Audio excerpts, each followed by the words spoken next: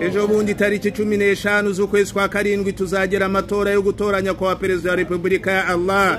Mana uzaduhe gutora neza ya Allah. Nyakwa Paul Kagame yatwemere ko aziyamamaza ya Allah. Mana turagusaba yuko abanyarwanda bose bazamuhundagaza amajwi yabo ya Allah. By'umwihariko twebwe abayisilamu ya Allah uzadushoboze tuzamutore ya Allah. Akomeze kutubera umuperezida mwiza ayobore neza igihugu cyacu ya Allah. Umwaka utazongere kuduha Rwanda y'abanyarwanda baze gukora hijab muri Rwanda ariyo bagiyemo ya Allah. Mana nibitangaza dukoreye muri umyaka wa 2024 ya Allah. Niduhaguruka dusubiye mu Rwanda tuzahagurukira mu mujyi w'intumwa y'Imana Muhammad sallallahu alaihi wasallam. Ya Allah, indege ya Rwanda yakunshore ya mbere izakandagira mu mujyi wa Madina ya Allah. Mana turagusaba uzadushoboze dusubire mu Rwanda amahoro ya Allah. Turi mu ndege yacu ya Rwanda ya Allah. Mana hari ibikorwa dusigaje